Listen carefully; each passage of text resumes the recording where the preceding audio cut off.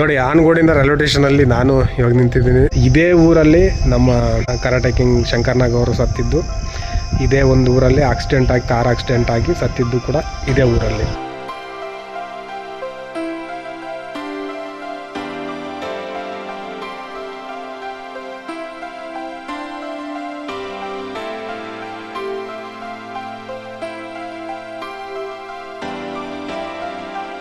Hi, hello, ನಮಸ್ಕಾರ. ಮತ್ತೊಮ್ಮೆ ನಮ್ಮ ವಿಡಿಯೋಗೆ ತಮಗೆಲ್ಲರಿಗೂ ಸ್ವಾಗತ. ಇವತ್ತು ನಾನು ಈ ವಿಡಿಯೋನ ಕಂಟಿನ್ಯೂ ಮಾಡ್ತಾ ಇವಾಗ ಆನಗೋಡು ರೈಲ್ವೆ ಸ್ಟೇಷನ್ ಹತ್ರ ಬಂದಿದ್ದೀನಿ. ಆನಗೋಡು ರೈಲ್ವೆ ಸ್ಟೇಷನ್ನು ಹೇಗೆಲ್ಲ ಇದೆ, ಅವಾಗೂ ಇವಾಗೂ ಏನು ವ್ಯತ್ಯಾಸ ಅಂತ ಈ ವಿಡಿಯೋದಲ್ಲಿ ಎಲ್ಲ ನೋಡ್ಕೊಳ್ತಾ ಹೋಗೋಣ, ಬನ್ನಿ.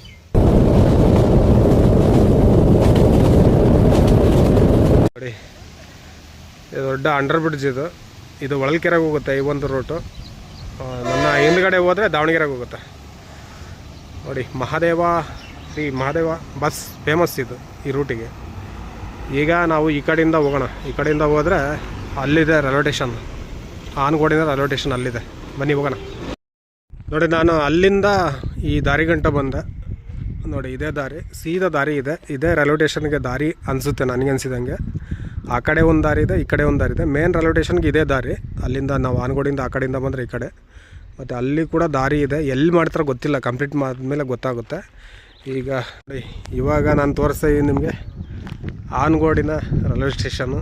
ಆಲ್ಮೋಸ್ಟ್ ಬರೆದುಬಿಟ್ಟಿದ್ದಾರೆ ಆನಗೋಡು ಕನ್ನಡದಲ್ಲಿ ಫಸ್ಟ್, ಆಮೇಲೆ ಹಿಂದಿಯಲ್ಲಿ ಆನಗೋಡು, ಆಮೇಲೆ ಇಂಗ್ಲೀಷಲ್ಲಿ ಆನಗೋಡು. ನೋಡಿ, ಇದೇ ರೈಲ್ವೆ ಸ್ಟೇಷನ್.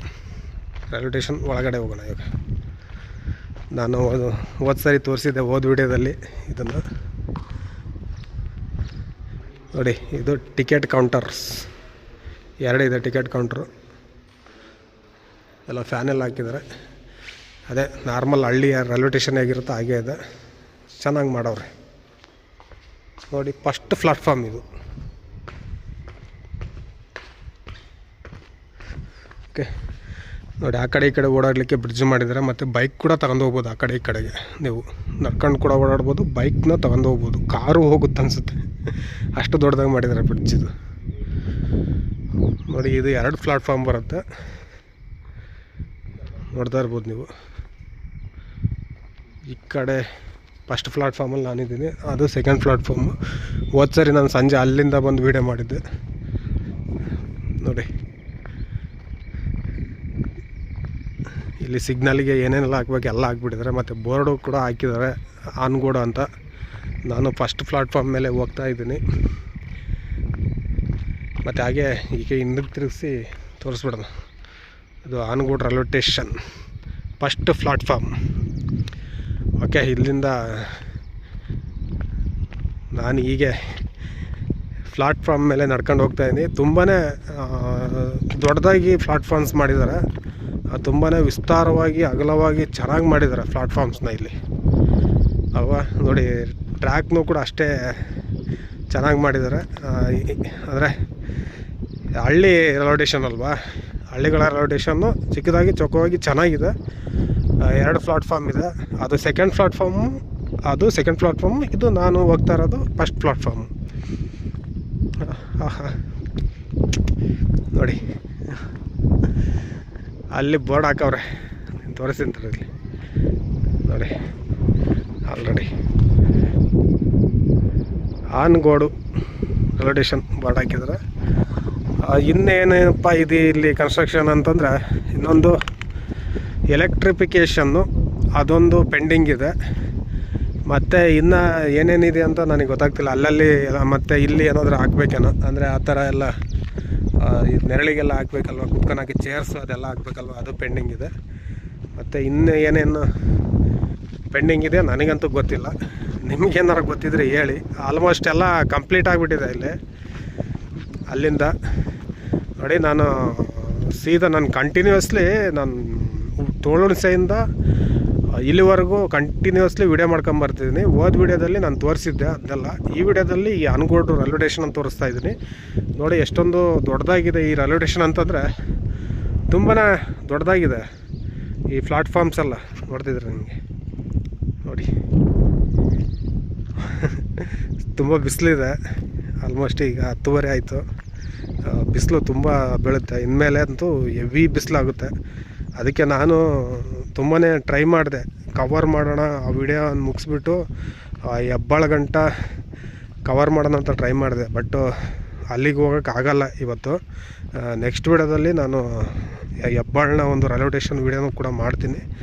ಮತ್ತು ಮುಂದುವರೆದ ಏನದ ಕಾಮಗಾರಿ ಆ ಕಡೆ ಮುಂದುವರೆದಿದೆಯಲ್ಲ ಭರಮಸಾಗರದ, ಅದು ಕೂಡ ಮಾಡ್ತೀನಿ.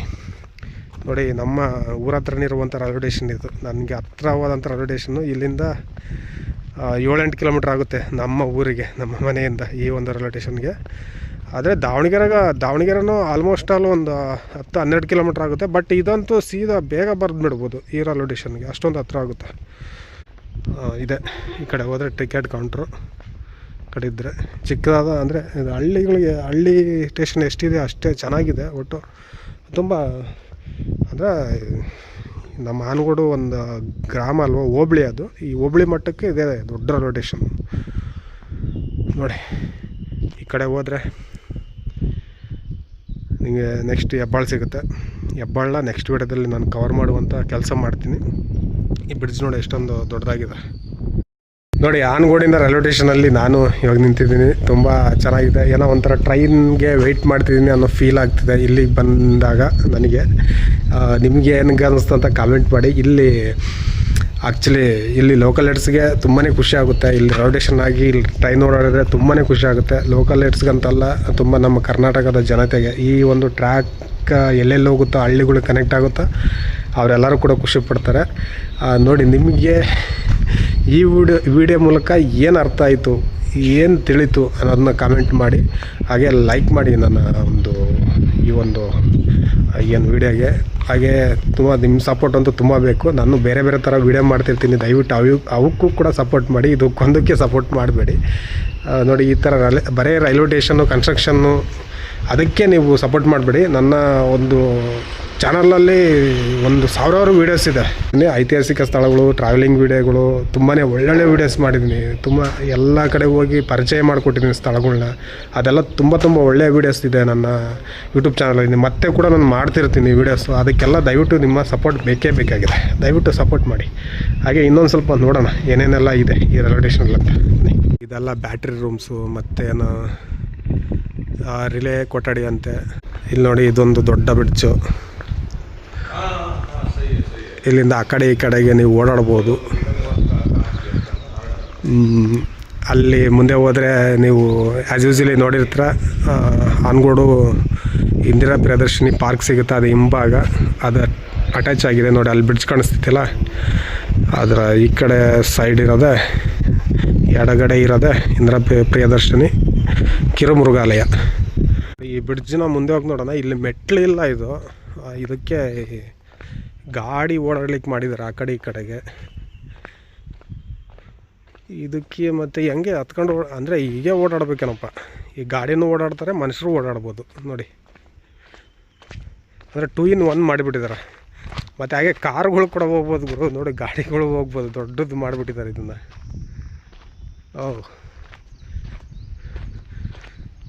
ನೋಡಿ, ತುಂಬ ಗಾಡಿಗಳು ಕೂಡ ಇಲ್ಲಿಂದ ಹೋಗ್ಬೋದು. ಅಯ್ಯೋ, ಒಂದು ಅರ್ಧ ಕಿಲೋಮೀಟ್ರ್ ಆಗುತ್ತೆ ಗುರು. ನಾವು ಹೋಗಿ ಆ ಕಡೆಯಿಂದ ಅರ್ಧ ಕಿಲೋಮೀಟ್ರ್ ಅಲ್ಲ, ಆ ಕಡೆ ಹೋಗೋಷ್ಟೊತ್ತಿಗೆ ಒಂದು 1/2-3 ಕಿಲೋಮೀಟ್ರ್ ಆಗುತ್ತೆ ನಮ್ಗೆ ನಡ್ಕೊಂಡು ಹೋಗೋಷ್ಟೊತ್ತಿಗೆ. ನೋಡಿ, ಒಂದೊಂದು ಏನಿಲ್ಲ ಅಂದರೆ 100-150 ಮೀಟ್ರು, 300 ಮೀಟ್ರು, ಅದೊಂದು 60 ಮೀಟ್ರು, 360, ಅದೊಂದು 300 ಮೀಟ್ರ್, ಅರ್ಧ ಕಿಲೋಮೀಟ್ರ್. ಏನಿಲ್ಲ ಅಂದ್ರೆ ಒಂದು 700 ಮೀಟ್ರ್ ಲೆಕ್ಕಕ್ಕಾಗುತ್ತೆ ಆ ಕಡೆ ಹೋಗೋಷ್ಟೊತ್ತಿಗೆ ನಾವು. Almost 1 kilometre. ನೋಡಿ, ಹೀಗೆ ನಡ್ಕೊಂಡು ಹೋಗೋದು ಹಾಕ್ಬಿಟ್ಟಿದ್ದಾರೆ. ಬಟ್ ಇಲ್ಲಿ ಏನಾದರೂ ಮೆಟ್ಲುಗಳು ಹತ್ತುವಾಗಿ ಮಾಡಿದರೆ ಚೆನ್ನಾಗಿರ್ತಿತ್ತು ಮನುಷ್ಯರಿಗೆ. ಹಿಂಗೆ ಹತ್ತಿ ಡೈರೆಕ್ಟ್ಲಿ ಹೋಗಿ ಮತ್ತೆ ಅಲ್ಲಿ ಇಳಿಯೋಕ್ಕೆ ಮಾಡಿದರೆ ಇನ್ನೂ ಅನುಕೂಲ ಆಗುತ್ತೆ ಅನಿಸುತ್ತೆ. ಬಟ್ ಮುಂದಿನ ದಿನಗಳಲ್ಲಿ ಏನು ಮಾಡ್ತಾರೆ ಕಂಪ್ಲೀಟ್ ಆದಾಗಲೇ ಗೊತ್ತಾಗುತ್ತೆ ಇದೆಲ್ಲದು ಕೂಡ. ಇದು ನೋಡಿ, ಎಲ್ಲರೂ ಕೂಡ ಸ್ಟೀಲ್ ಬ್ರಿಡ್ಜ್, ಇದೆಲ್ಲ ಸ್ಟೀಲ್ ಹಾಕ್ಬಿಟ್ಟಿದ್ದಾರೆ. ಭಾಳ ಸ್ಟ್ರಾಂಗಾಗಿ ಮಾಡಿಬಿಟ್ಟಿದ್ದಾರೆ ಇದನ್ನ. ಇನ್ನು ತುಂಬಾ ಕಾಮಗಾರಿ ಪೆಂಡಿಂಗ್ ಇದೆ. ಇದು ನಾನು ಇನ್ನು ಆನಗೋಡಿನ ರೈಲ್ವೆ ಬ್ರಿಡ್ಜ್ ಮೇಲೆ ನಿಂತಿದ್ದೀನಿ. ತುಂಬ ಸುಂದರವಾಗಿದೆ. ನೋಡೋಣ, ಅಲ್ಲಿವರೆಗೂ ಮೇಲೆ ಹೋಗೋಣ, ಮೇಲೆ ಹೋಗಿ ನೋಡೋಣ. ಲೈಟಿಂಗ್ಸ್ ಎಲ್ಲ ಫಿಟ್ ಮಾಡ್ತಾವ್ರೆ ಇವಾಗ. ಅಲ್ಲಿ ಫಿಟ್ ಮಾಡ್ತಿದ್ದಾರೆ ನೋಡಿ.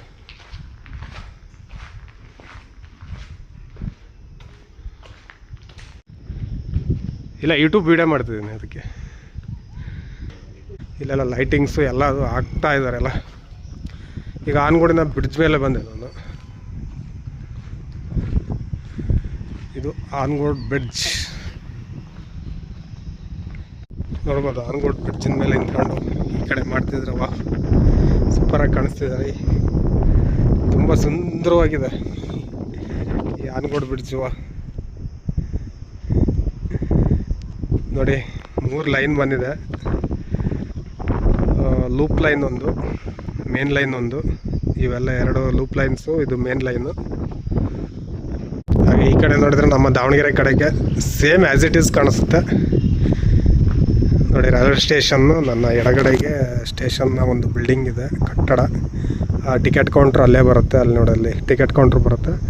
ಇದು ಫಸ್ಟ್ ಪ್ಲಾಟ್ಫಾರ್ಮು, ಇದು ಸೆಕೆಂಡ್ ಪ್ಲಾಟ್ಫಾರ್ಮು. ಇದು ಟ್ರ್ಯಾಕ್ಸ್.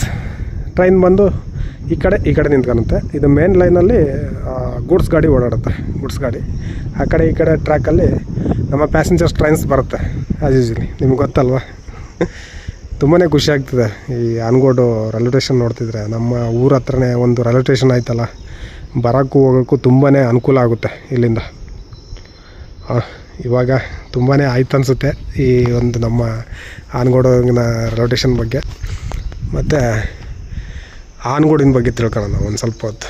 ಓಕೆ ನೋಡಿ, ಈ ಆನಗೋಡು ಬಗ್ಗೆ ತಿಳಿಯೋದಾದರೆ, ಆನಗೋಡು ದಾವಣಗೆರೆ ತಾಲೂಕು, ದಾವಣಗೆರೆ ಜಿಲ್ಲೆಯಲ್ಲಿ ಬರುವಂತಹ ಒಂದು ಸ್ಥಳ ಆಗಿದೆ. ಇದು ಒಂದು ಹೋಬಳಿ ಆಗಿದೆ, ದಾವಣಗೆರೆ ಜಿಲ್ಲೆಯಲ್ಲಿ ಬರುವಂಥ ಒಂದು ಹೋಬಳಿ ಆಗಿದೆ. ಇಲ್ಲಿ ಏನಪ್ಪ ಅಂದರೆ ವಿಶೇಷ ಅಂತಂದರೆ, ಇಲ್ಲಿ ಪುರಾತನ ಅಂದರೆ ಐತಿಹಾಸಿಕ ಒಂದು ಮರಳಸಿದ್ದೇಶ್ವರ ದೇವಾಲಯ ಇದೆ. ಮತ್ತು ಅಲ್ಲಿ ರಥೋತ್ಸವ ಅಂತೂ ತುಂಬ ಅದ್ಧೂರಿಯಾಗಿ ನಡೆಯುತ್ತೆ. ಇದು ಯುಗಾದಿ ನಂತರ ಒಂದು ರಥೋತ್ಸವ ನಡೆಯುತ್ತೆ ಪ್ರತಿ ವರ್ಷ.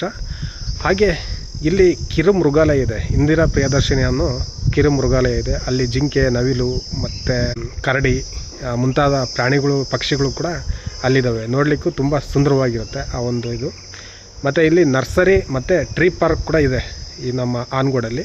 ಮತ್ತು ಇದು ಮುಖ್ಯವಾಗಿ ನ್ಯಾಷನಲ್ ಹೈವೇ 4ರಲ್ಲಿ, ನ್ಯಾಷನಲ್ ಹೈವೇ 4, ಈಗ 48 ಅಂತಲೂ ಕೂಡ ಕರೀತಾರೆ ಅದನ್ನ. ಆ ಒಂದು ರಾಷ್ಟ್ರೀಯ ಹೆದ್ದಾರಿಯಲ್ಲಿ ಬರುವಂತಹ ಒಂದು ಊರಾಗಿದೆ. ಮತ್ತು ಇನ್ನೊಂದು ವಿಚಾರ ಏನಂತಂದರೆ, ರಾಷ್ಟ್ರೀಯ ಹೆದ್ದಾರಿ ಬಂದಾಗಲಿಂದ, ಅದು ಡೆವಲಪ್ಮೆಂಟ್ ಆದಾಗಲಿಂದ ಈ ಒಂದು ಊರು ಒಂದು ಡೆವಲಪ್ಮೆಂಟಿಂದ ಹೊರಗುಳಿದಿದೆ, ಅಭಿವೃದ್ಧಿಗೊಂದಿಲ್ಲ, ಅಭಿವೃದ್ಧಿ ಕುಂಠಿತವಾಗಿದೆ ಅಂತ ಸಾಕಷ್ಟು ಜನ ಹೇಳ್ತಿದ್ದಾರೆ ಇವಾಗ. ಯಾಕಂದರೆ ಆನಗೋಡು ತುಂಬ ಇತಿಹಾಸ ಪ್ರಸಿದ್ಧವಾದ ಒಂದು ಊರಾಗಿತ್ತು. ನಾವು ಕೂಡ ನಮ್ಮ ಏನಿದೆ PUCನ ಇಲ್ಲೇ ಮುಗಿಸಿದ್ದು, ಜಿ ಚೆನ್ನಪ್ಪ ಪೂರ್ವ ಕಾಲೇಜ್ ಅಂತ ಇಲ್ಲಿದೆ. ತುಂಬ ಹಳೆಯ ಕಾಲೇಜು. ಆ ಒಂದು ಕಾಲೇಜಲ್ಲಿ ಓದಿದ್ದೀವಿ. ತುಂಬಾ ಅದ್ಭುತವಾದ ಒಂದು ಎಕ್ಸ್ಪೀರಿಯೆನ್ಸ್ ಆ ಒಂದು ಕಾಲೇಜಲ್ಲಿ ಓದಿರೋದು ಅಲ್ಲೇ. ಮತ್ತು ಇನ್ನೊಂದು ಅಂದರೆ ಅಹಿತಕರ ಘಟನೆ ಅಂತಂದರೆ, ಇದೇ ಊರಲ್ಲಿ ಕರಾಟೆ ಕಿಂಗ್ ಶಂಕರ್ನಾಗ್ ಅವರು ಸತ್ತಿದ್ದು ಇದೇ ಒಂದು ಊರಲ್ಲಿ. ಕಾರ್ ಆಕ್ಸಿಡೆಂಟ್ ಆಗಿ ಸತ್ತಿದ್ದು ಕೂಡ ಇದೇ ಊರಲ್ಲಿ.